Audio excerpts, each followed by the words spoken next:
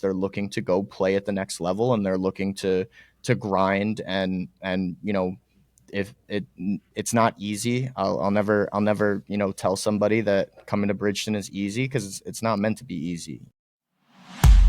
You're listening to the First City Lacrosse Podcast, the second greatest lacrosse podcast on the planet. Buckle up, strap your helmet on, and let's go. Hey everybody, welcome back once again to First City Lacrosse. I am your host, Coach Jon. It is good to be back with you once again. We've taken a little bit of time off, but I am excited to get back into lacrosse. I hope you are too. And I have a very special guest with me to kick us off. Coach RConnors from Bridgton Academy is joining us today. Coach Ryan, welcome, sir. Thank you very much. Thank you for having me. It is good to have you. And the reason, well, first of all, thank you for agreeing to do this. But one of the main reasons that I thought it'd be great to have you on is because you coach at sort of a unique school that's different than what we might have here in the Panhandle in the South. And we're going to get into all that. But before we do, tell everybody a little bit about yourself, who you are, where you're from, what your coaching and your lacrosse experience is. Yeah, so I'm originally from a small town called Fanwood, New Jersey, kind of central Jersey area. So, Jersey's a pretty big lacrosse area. I was mainly a soccer guy growing up.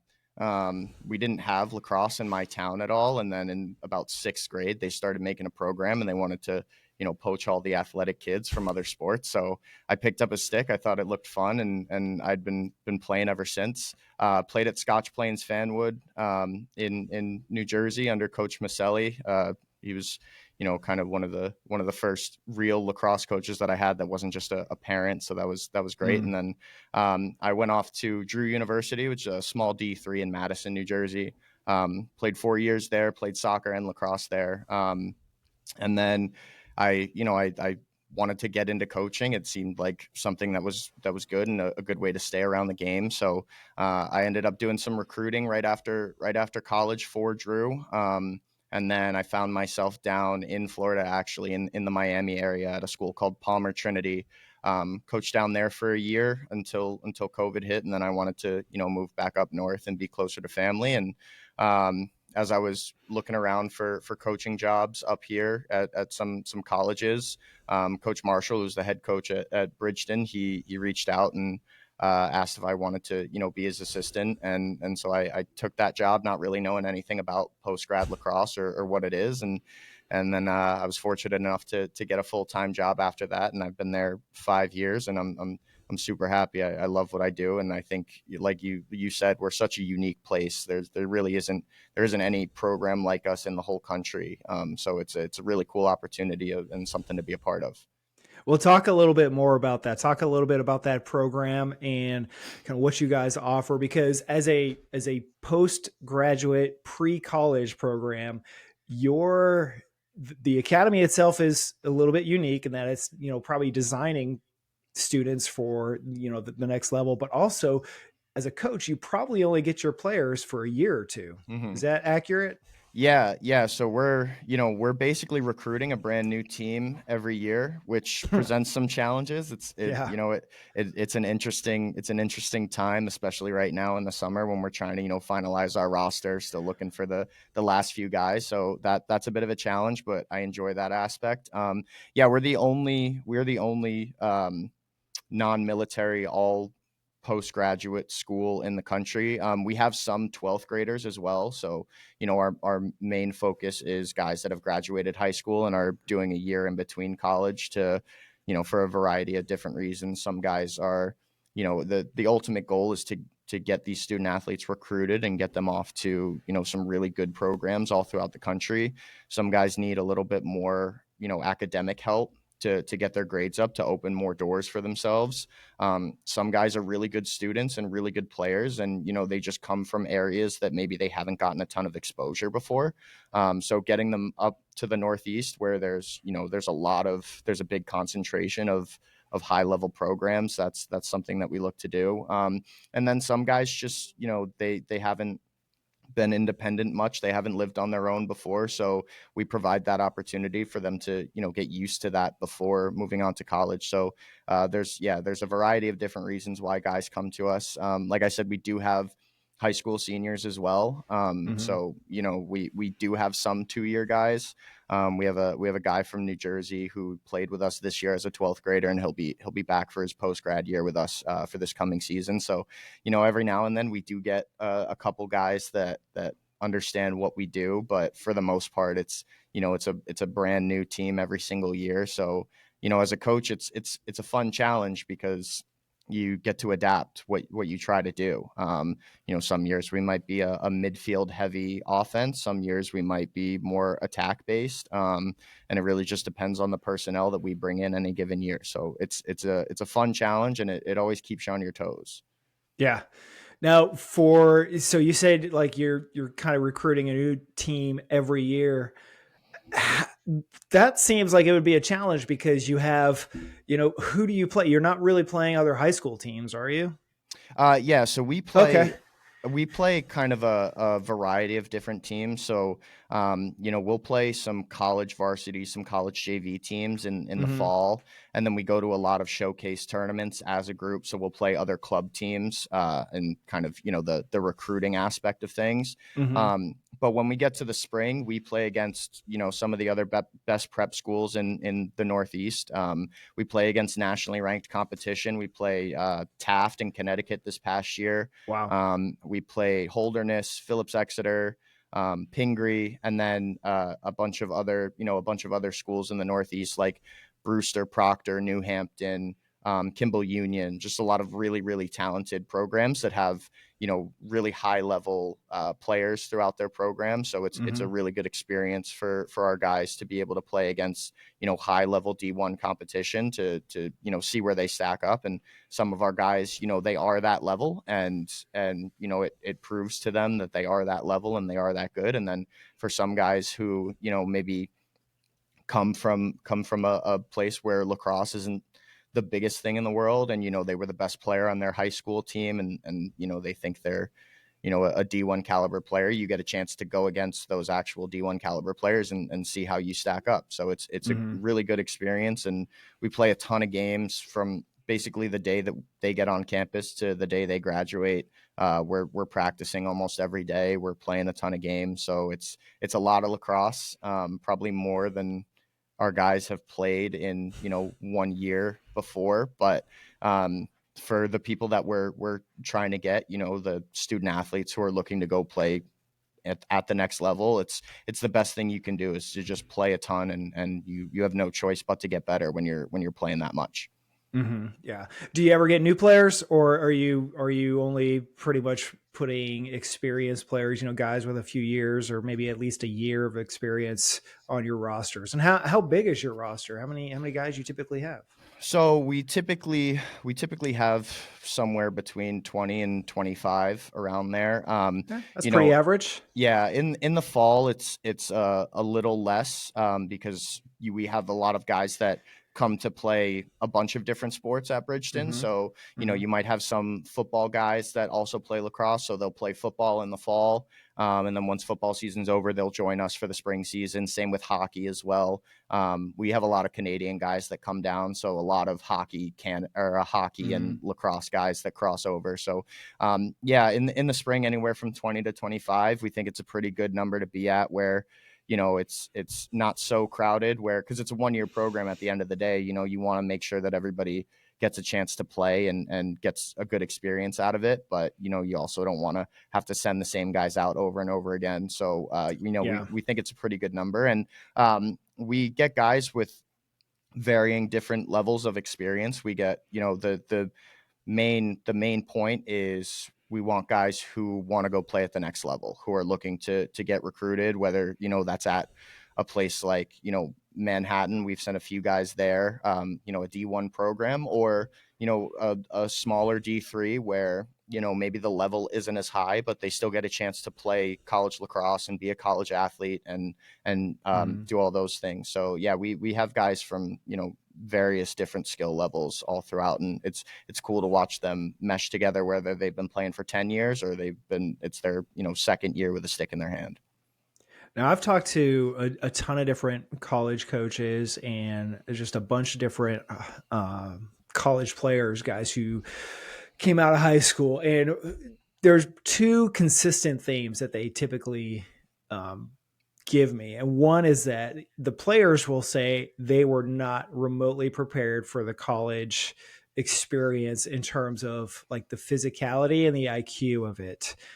They're just, I've had some players say things like, I wish I would have learned to dodge better, because everything, a lot of these colleges play a pairs offense or a pairs style offense. And that, that's a very dodge heavy offense, because you're working that one-on-one battle constantly.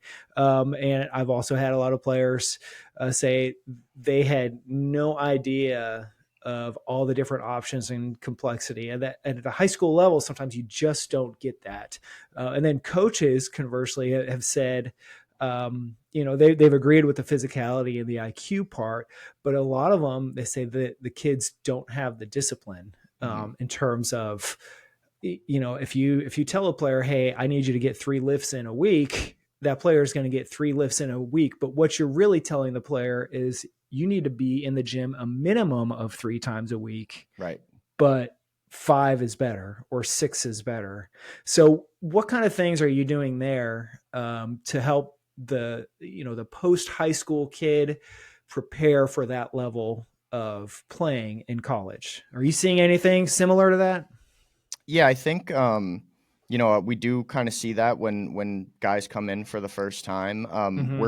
We basically go on a college schedule where it's, you're practicing 6 days a week and you're off Sunday if you're not playing games, obviously. And so, I think the thing that sticks out to people the most is how much, you're actually doing and how much dedication it takes to, be a successful college athlete. So, giving them a year to prepare for that and understand what's going to be asked of them moving forward, I think is super important for us.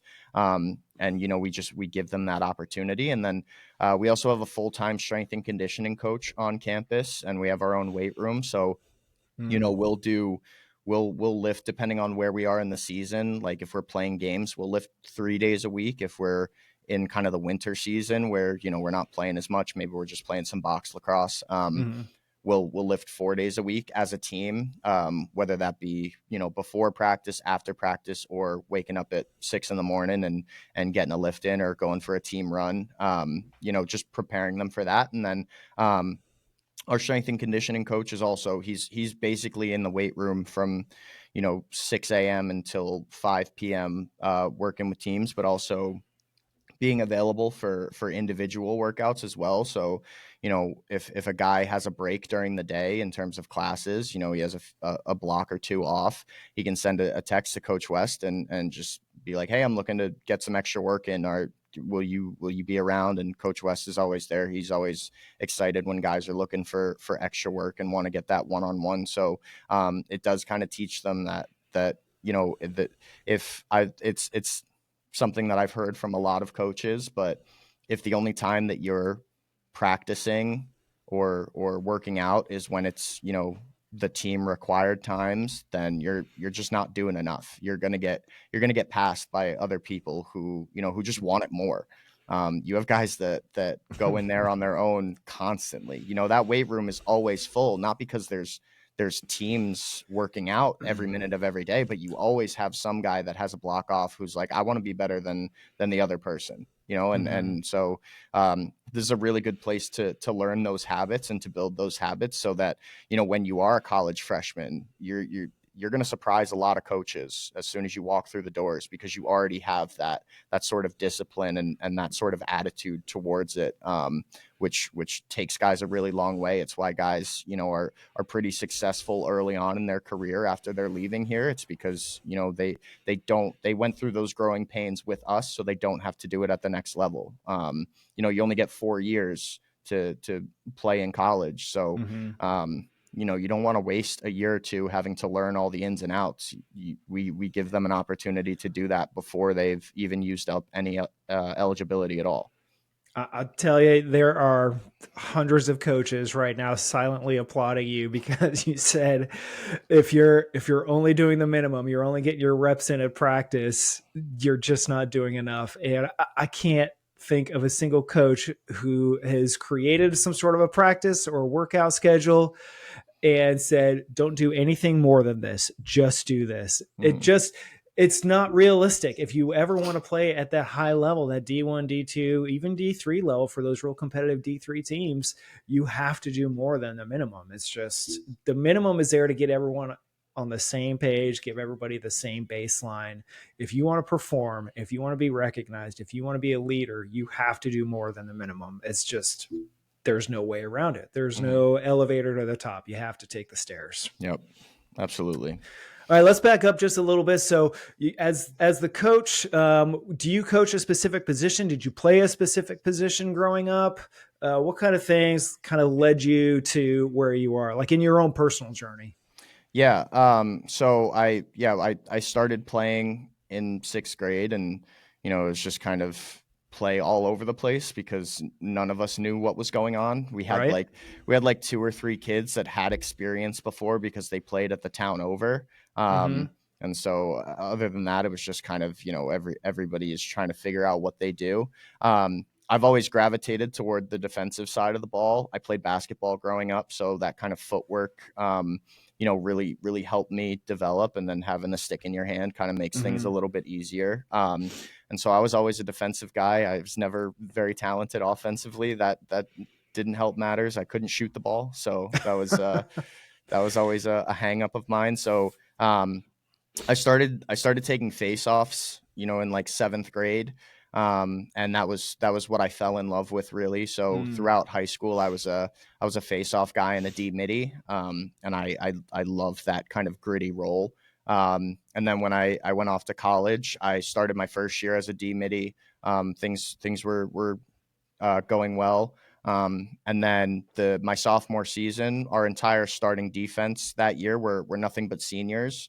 So we were going to graduate a lot, and it was going to put us in kind of a tough position. And so the coaches pulled me into the office and were like, "Hey, how do you feel about picking up a deep hole? And maybe you're not going to play as much this year as you did your freshman year, but we want to kind of take this year to teach you how to be a defenseman, because we're going to need to lean on you in the coming years." And I wanted to do whatever was going to help the team. And so picked up a pole, got to learn under some really talented players.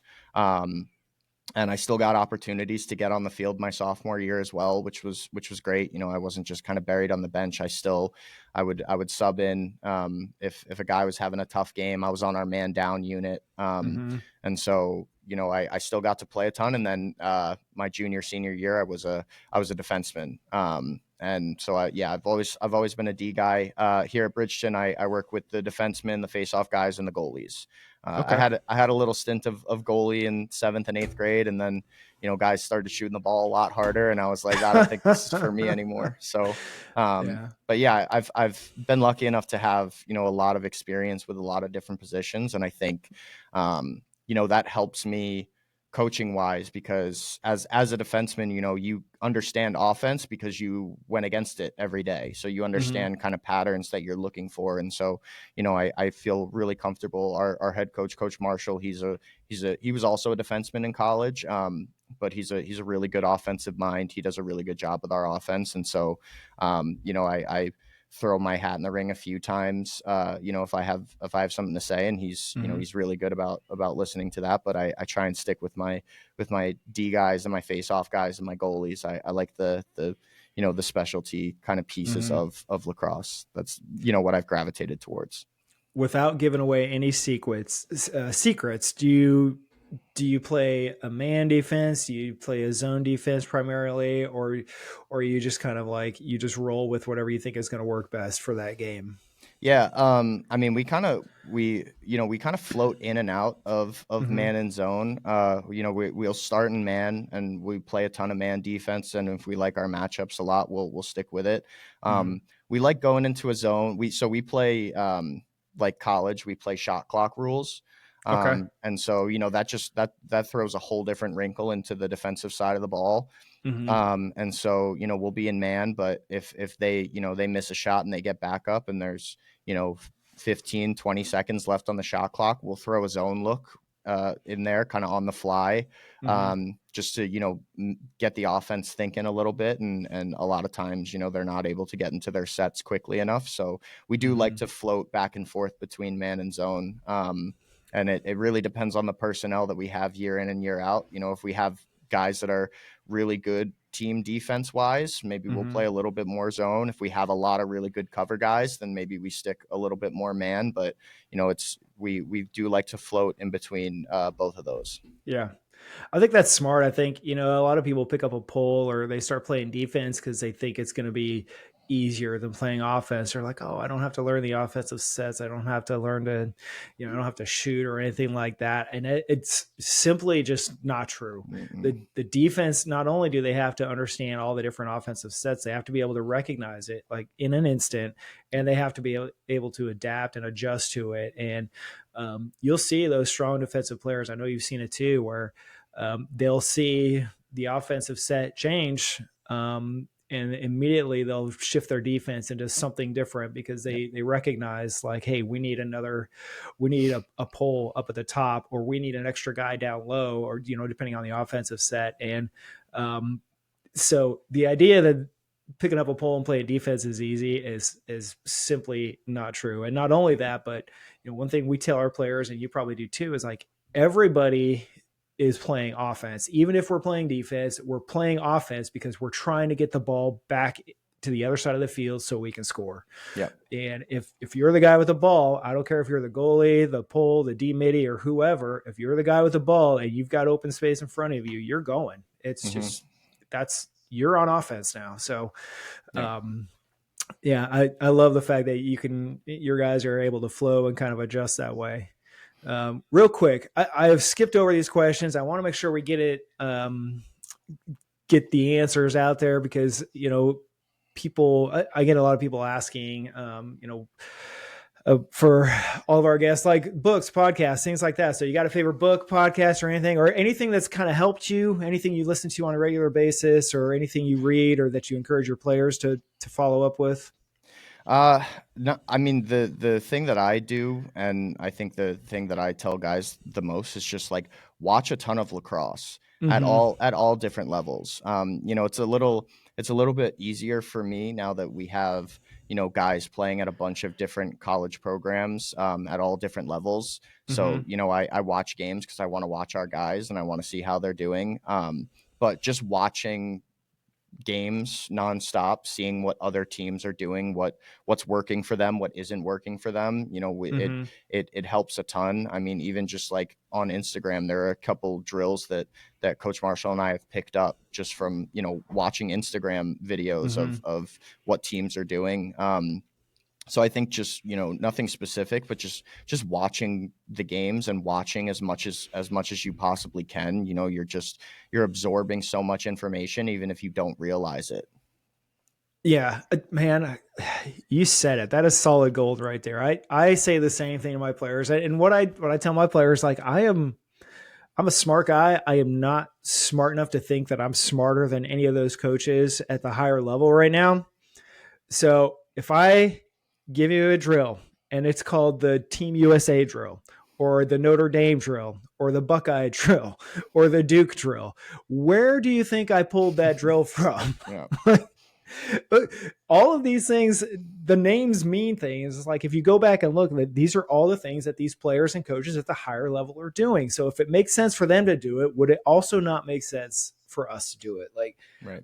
It's sometimes it's easier as a coach and as a player, like instead of trying to invent your own or trying to be like, what's going to work best, go find the defense that works really, really well and pull a drill from them. Or two, go find an offense that mirrors the type of offense you want to run and start pulling drills from them and plays from them. Like it's really one thing that this community is great about is sharing information. Definitely. And I've said this before on the podcast, but I had a coach on here who used to coach with Coach Janowski at Duke. And he was like, one of the things that Coach Janowski would say, he would have his coaching clinic every year.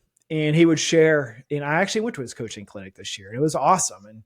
And being there and sitting down and seeing this, these coaches who have just decades of experience willingly sharing their information. And if you ask a coach like that, or you ask Coach Janowski, hey, you're so willing to share your information and your offense or your defense or whatever it is, aren't you ever afraid that someone's going to come and like try to replicate it? He goes, I don't care if they do, because we've already mastered it. Like they're just learning it for the first time, but our guys have mastered it and they've already thought through scenario A, B, C, D, E, F, G, all the way through. So you could run the same thing, but our guys are already ready for it. And they thought of all the other options that go along with it. So it's just, being willing to share information in this community is amazing. And it's different, I think, than something like basketball or football or soccer, because a lot of those coaches, everyone thinks they have a unique play. They've got the unique, the perfect situation, but a lot of those plays and offenses are designed for one opportunity. Whereas lacrosse, the plays are designed, and even defensively, everything is designed for flexibility. If A doesn't work, then you're going to try B. If B doesn't work, option C is going to be open. So I couldn't agree with you more. Watch a ton of lacrosse, and don't just watch it to watch it. Watch it with the intent to learn something. Right. Yeah. Be a student of the game. That's really what it comes down to. Mm-hmm. You got a favorite player, coach, ref, anybody you really follow or look at? So my favorite player right now is Sean Light, defenseman at Notre Dame.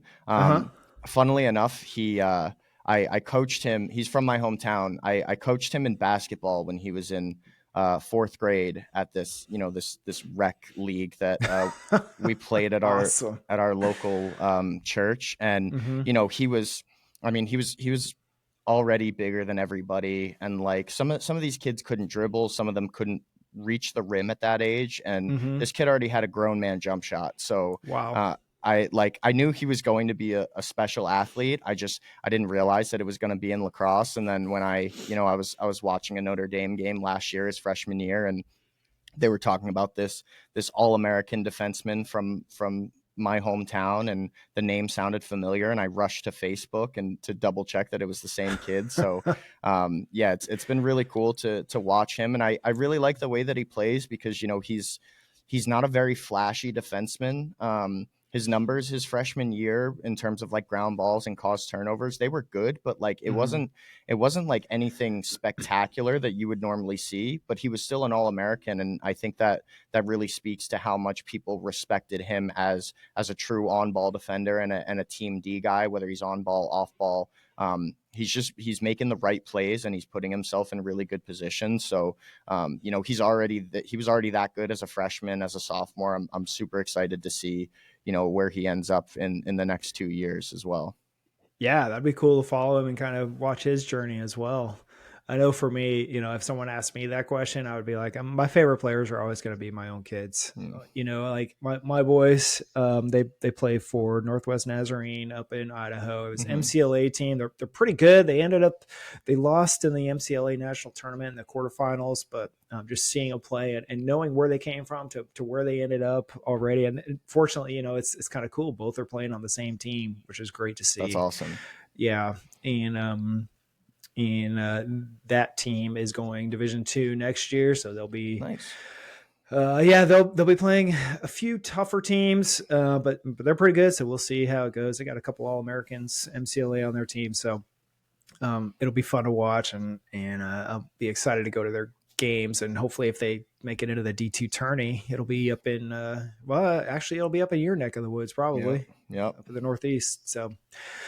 Awesome. So do you have a coach that you kind of follow? I know, I mentioned Coach Janowski, and I will follow any coach that say, I've always had the idea, like, I don't care where the advice comes from. If it's good advice, I'm going to take it. So you could have almost no experience and, decades of experience. If it's good advice, I'm going to take it. So with that being said, are any coaches that you know of besides yourself, obviously, that are offering great advice, or some coaches that you kind of mirror your style after?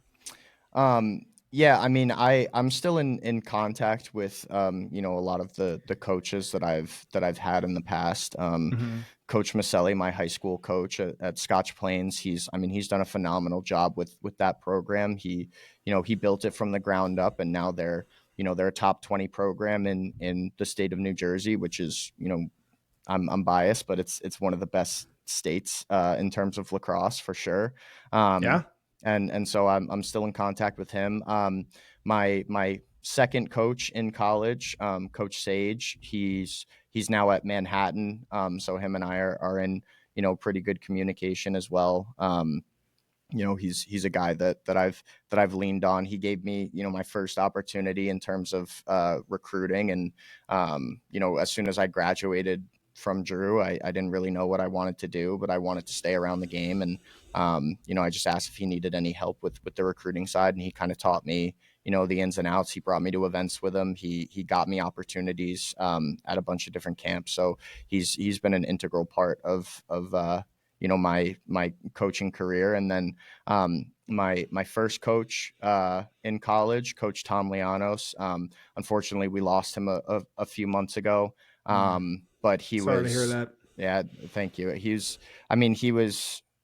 kind of, he changed the trajectory of my life. I was never a very confident lacrosse player. Soccer was always my sport, and I felt really good about soccer. I never felt that confident as a lacrosse player, but he saw something in me when he was recruiting me. And I was playing soccer in the fall for Drew my freshman year, so I didn't have a fall ball with the team.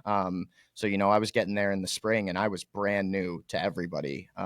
They had all, like, at least all the other freshmen had gotten fall ball and had that opportunity, and I was brand new. And he trusted me right away as one of our starting D middies. And he gave me so much confidence.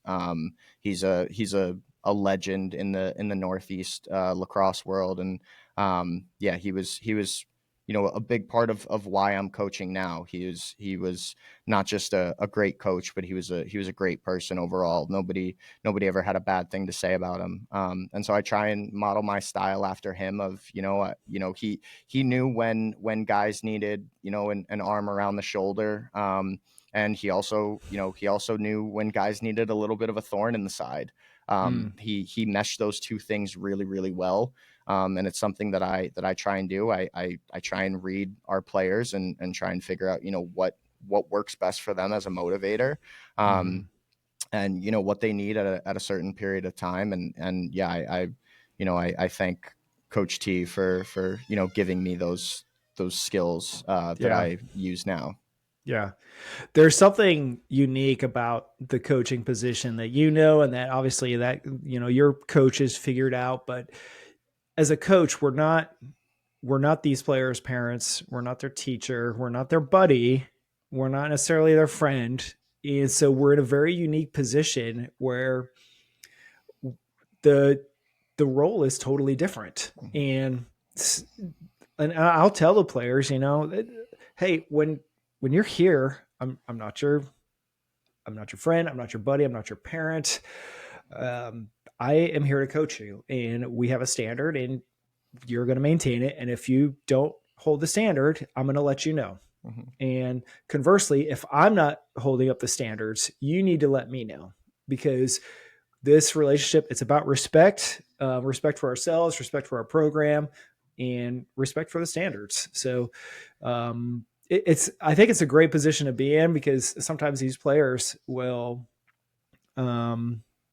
they're willing to, I don't want to say tell us things that they wouldn't tell their parents or anything like that, but we're in a position to encourage them to make good decisions and to be smart about it. It's also, in some aspects, it's a little bit of a safe place. Like you can say the things on the field sometimes that you can't say in class.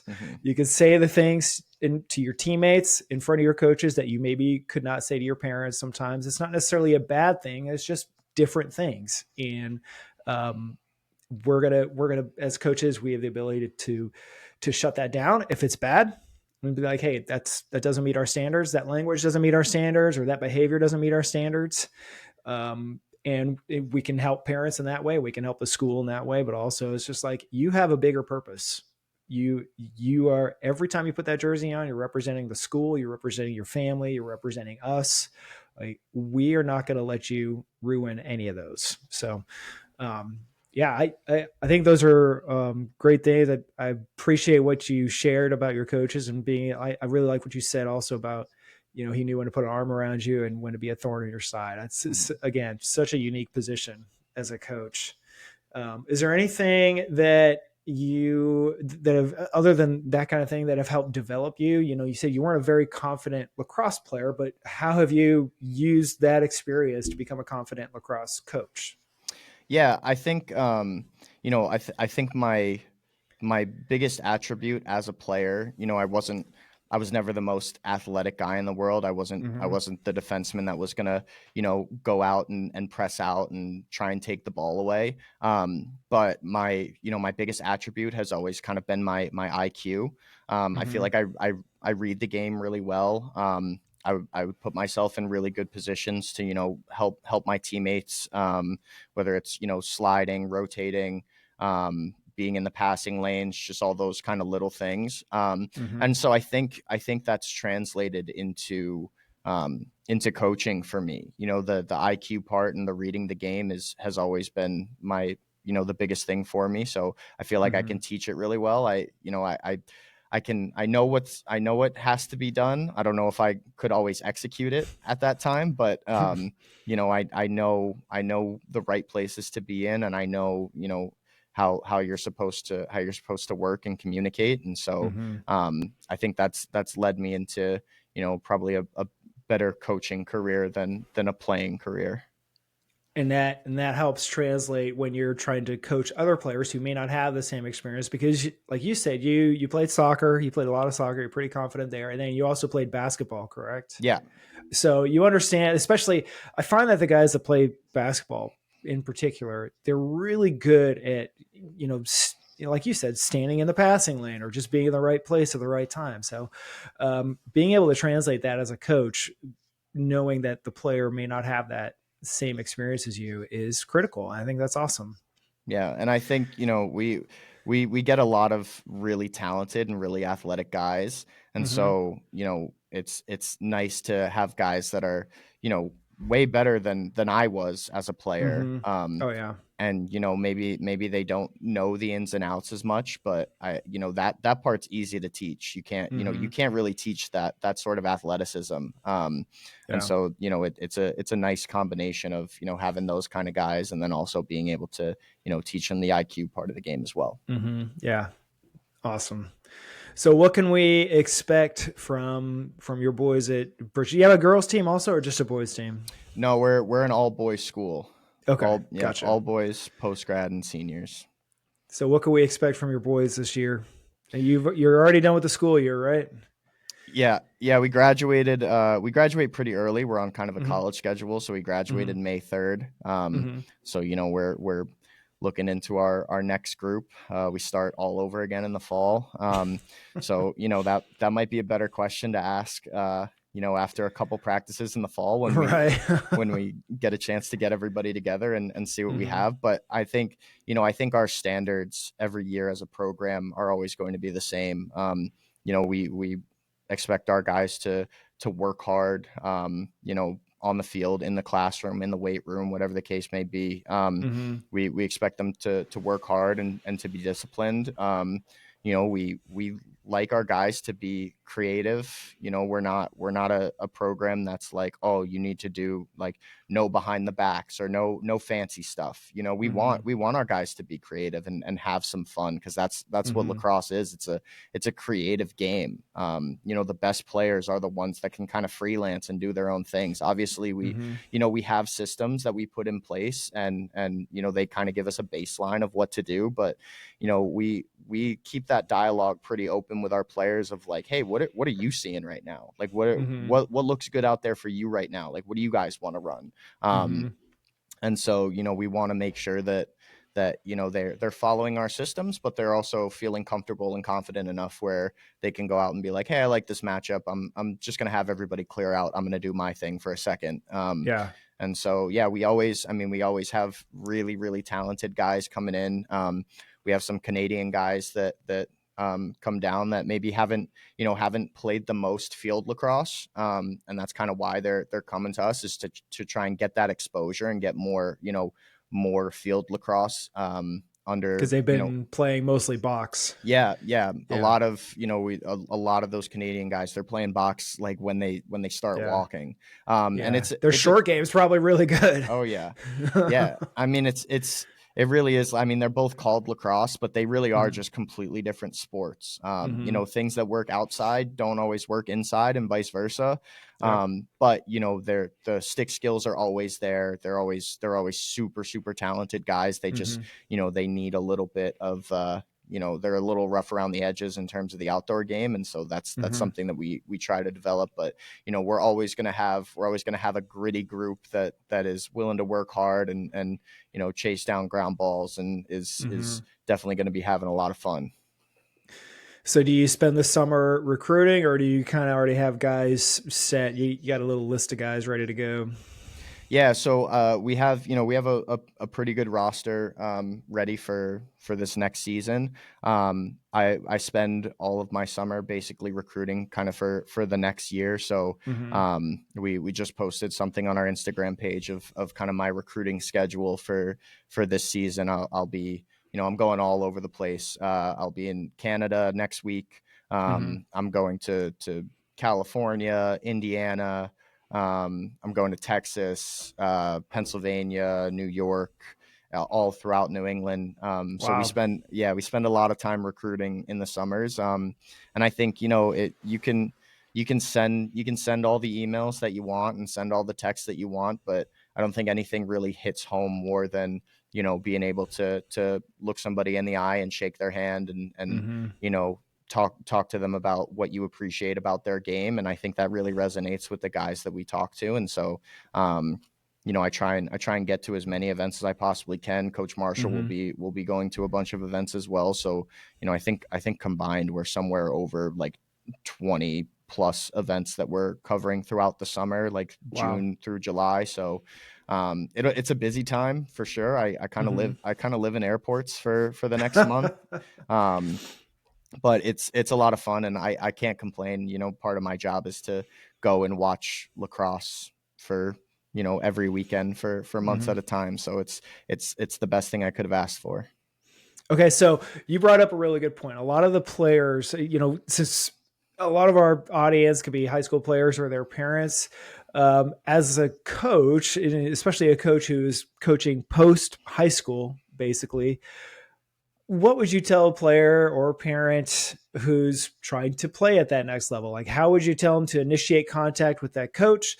And then what would you tell them? Like, hey, here's what to look for. If you could give them a roadmap, you want to play at XYZ school, Division I, Division II, Division III. Here's how you get there. What would you tell them? Obviously, come to Bridgton. We'll hook you up. Yeah, I would say the first thing is, get your name out there. Send emails to schools, and one of the things that I always tell my guys when they're writing up these emails is you want to make sure you personalize them a little bit. If you're looking at a school that has a major that you like, or you really like their facilities, or whatever the case may be, put that in your email. Don't just send this broad email that you send out to hundreds of coaches. People see through that. I know, like, as a coach, when I send out recruiting emails, I want them to be as personal as possible, because guys see through that. I want to show that we're actually interested, and the players should show that they're really interested in that program. If you have access to film, making a highlight tape is huge, even if it's just a few clips, whatever you have, just so coaches can get a sense of who you are as a player. And then as a student as well, you want to be upfront about what you are academically. The better you are as a student, the more opportunities that you have. I always, I use this example a lot, and it's kind of drastic, but I think it really sends the message home.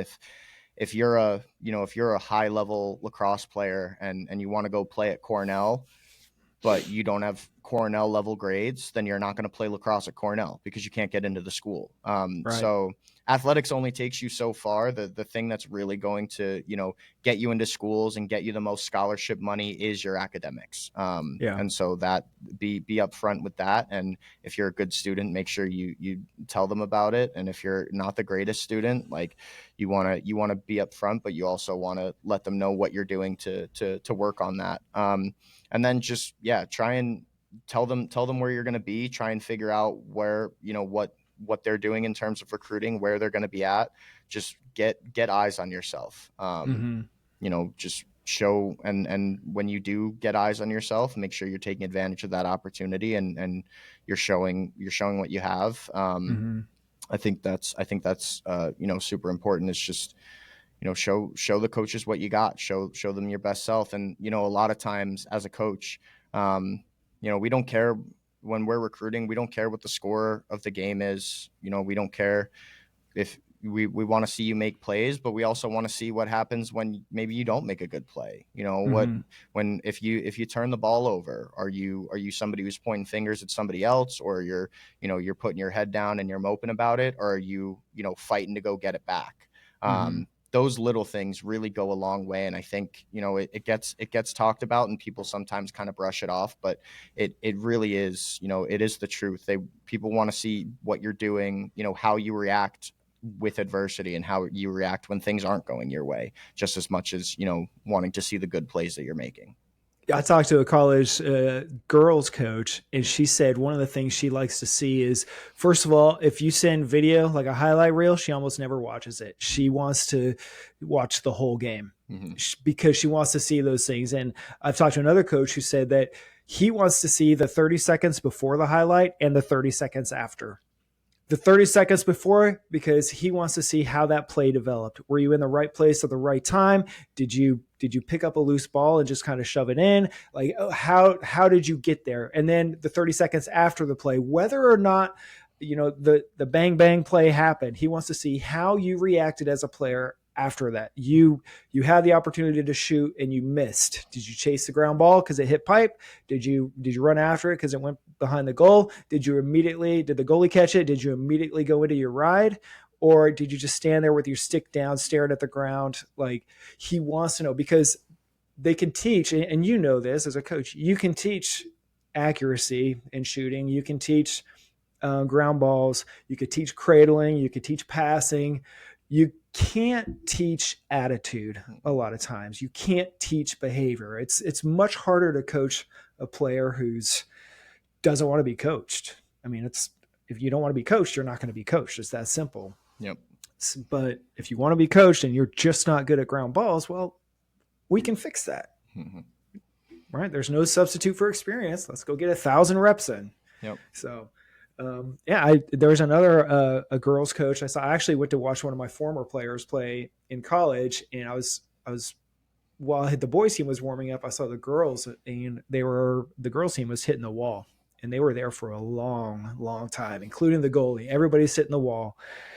And finally I asked, like, it was probably a solid 30 minutes of wall ball, and I was like, what is going on? Like, and there, one of the players told me, he's like, well, yeah, we have to do 1,000 reps a wall ball after every practice. 1,000 reps on the wall. Do you think you're going to get better? Like, the coach got tired of them dropping the ball in practice. So, okay, next episode, you're doing 1,000 reps. You're going right-handed, you're going left-handed, you're going Canadian, you're going underhand, whatever it has to be, including the goalie. Like, you are never going to miss a ball again, So it wasn't punishment; it was reps. I thought it was interesting. No, I don't know that I could tell any of my high school players go get 1,000 reps on the wall. I think they would lose interest after 100 or 2. Yeah. All right. Let's, as we wrap this up, let's. Todd, what can we expect from Bridgton this year? What can we expect from your boys? And where can we find you guys? Yeah, you can check out our Instagram page, Bridgton Academy Lacrosse. we started, we're trying to add a little bit more content, some short videos, some Mm-hmm. photos. We've I'll been work drop that in the show notes when we get done. Awesome. That'd be great. Yeah. We've been this past year, we've been working with a local photographer and videographer, Brady King. He's done a phenomenal job for us coming to our games and, just being able to get eyes on our program and really, showcase the talent that we have. So that's been big for us. The Instagram has been huge. Mm-hmm. You can go to our website, bridgetonacademy.org, if you want to learn more about, the school in general. If you want to learn more about the lacrosse program, we have an inquiry form on there. If you're, you heard something that you liked about this place and you want to get more information sent to you, you can fill out our inquiry form. We'll get you in our database and, we'll reach out and talk to you a little bit more. Just, we're excited about continuing to grow this program. And I think that we're in a really good spot. I think we provide something that, not many other places in the country do. And if they do, they only provide for, some schools have post grad guys, but maybe they're capped at like 5 of them. Mm-hmm. Whereas, like, you're surrounded by not just lacrosse guys that are looking to be college athletes, but you're surrounded by like athletes from all different sports that are, looking for the same thing as you, whether it's our Mm-hmm. basketball team, our football team, hockey, soccer, baseball.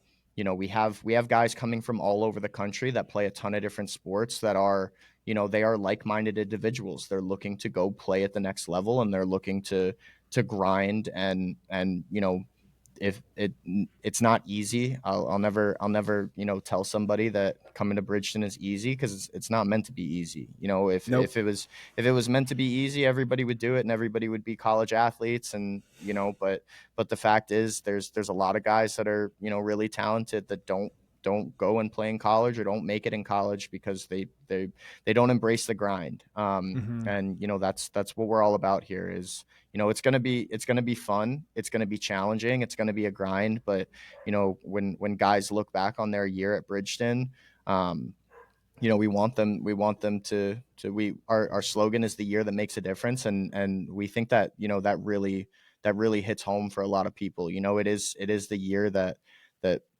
changes people's trajectory in terms of whether it's, they go on to play in college or they just go to school to be a student. It changes their trajectory as a student. They learn how to be a good student. The first semester of college is always rough. I ran into it myself. My first semester was not very good. I used to be able to just skate by in high school, and I was a pretty smart kid. So I didn't have to study or anything. And then I got to college and it was just completely different. And so, we're trying to prepare guys for that so they can hit the ground running straight away, whether it's in the classroom or on the field. So, we feel like we're doing some really good things here, and we're excited to continue to build the program with guys that are looking for an opportunity to get recruited and to grow as a person. Well, I appreciate you sharing all that. This has been a ton of fun. We're going to post all the contact information in the notes, and we'll post it on social media as well. So we'll post the website, we'll post the Instagram account for your school. If someone wanted to reach out to you directly, what's the best way to do that? Yeah, my email is on our website, on our staff directory. It's just RConnors at bridgetonacademy.org. You can reach out to me there. I probably should make a personal Instagram. I've never been an Instagram guy until I got on the lacrosse account. But yeah, email's probably the best way at this point. I'm on it constantly, and that's kind of my last little tip for guys that are looking to get recruited is make sure you're checking your email. Always check your email. You have to. That was exactly my next and final question is going to be, what is your final piece of advice for guys? You just hit it. Make sure you're staying in contact, checking your email, jump on Instagram, make sure the content is there. I will also add a quick warning. Make sure the content on Instagram is good and nothing derogatory, because you're your coaches are looking at that, I promise you they're going to find it. They're going to see it. And if there's even a hint that you are doing something you should not be doing, and it's posted on Snapchat, Instagram, Facebook, TikTok, any of that, they're going to find it and they're not going to call you back. Right? Yeah, absolutely. Yeah. And the other, kind of the last piece of advice I would give is, when a coach does reach out, and this kind of goes, I think it kind of goes for coaches as well. I think coaches kind of need to maybe do a little bit of a better job with it. Is if somebody reaches out to you, even if you're not interested in their school, or as a coach, you're not interested in them as a player, still you got answer, just reach back out, and you can say, hey, thanks, but no thanks. I think that goes a long way of just, because coaches are, when you're on the road and recruiting, we talk all the time if we have guys that kind of cross over. And so if somebody reaches out to you and takes the time to reach out to you, whether it's, they're interested in your lacrosse program or they're interested in you as a player, even if you're not interested, just take a little bit of time out of your day to send them a message and say, hey, thanks, I appreciate this, but I'm going to look elsewhere. It really does go a long way. Well, yeah. And you never know when you run into that coach again. Coaches transfer schools all the time. Exactly. You may transfer school and maybe you end up at the same place, and all of a sudden that coach has a negative experience with you and you got a much rougher road ahead. So I appreciate you sharing all that. Coach, this has been a lot of fun. And if it's all right with you, maybe we check back with you in a couple of months to see how your fall season is going. Would that be cool? Absolutely. Yeah. I'd love to hop on again. Awesome. Well, like I said, I appreciate you being here. For everybody else, thank you for listening. You know where to find us on social media, pretty much any of the social media platforms. At firstcitylax.com is our website. And you can always reach me, John at First City Lax. As always, be a good human, get your reps in, and we will see you next time. Thank you for being here. If you like what you hear, drop us a like and follow wherever you downloaded this podcast from, and on Facebook, Instagram, and YouTube at First City Lax. Check back every week for more content. Thank you for being a part of the First City Lacrosse Podcast.